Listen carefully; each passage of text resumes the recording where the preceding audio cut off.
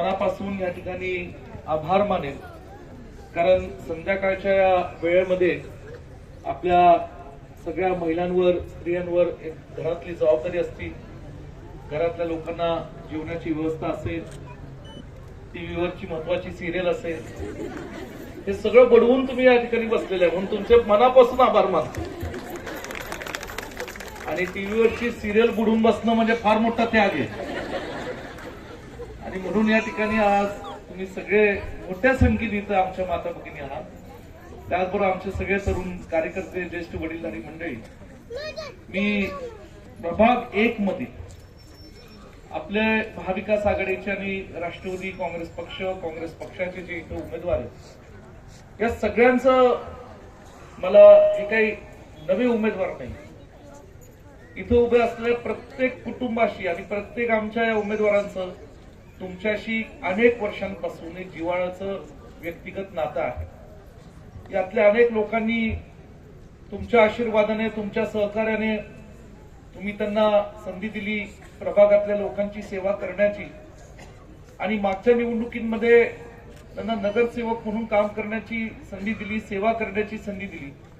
आणि प्रत्येकाने आपापल्या परीने महानगरपालिकेच्या माध्यमातून आपल्या या प्रभागामध्ये सर्वसामान्य लोकांचं विकासाचं काम करण्याचं एक चांगलं काम केलेलं आहे. खरं पाहिलं तर आज जी सांगली महानगरपालिकेची निवडणूक असो किंवा महाराष्ट्रातली कुठलीही महानगरपालिकेची निवडणूक असो, ही जी आज होतीये आणि येणाऱ्या 15 तारखेला ज्याला आपण तुम्ही मतदान करणार आहात, ही निवडणूक खरं मागच्या 3-4 वर्षापूर्वीच व्हायला हवी.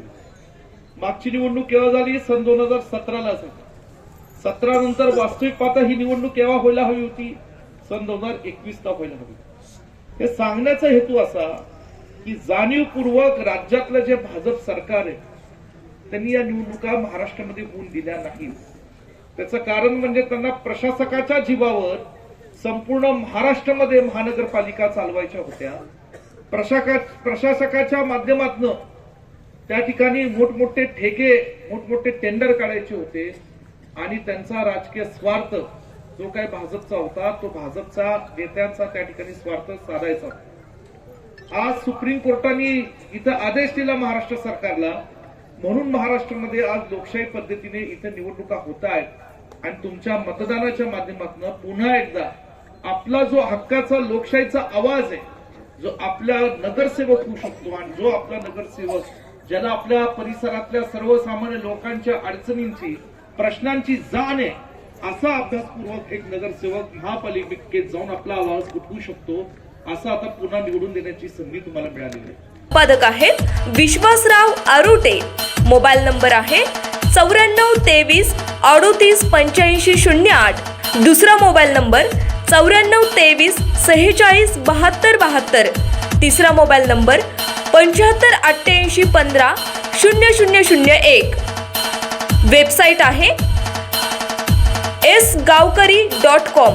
मेल आयडी आहे aklgavkari@gmail.com.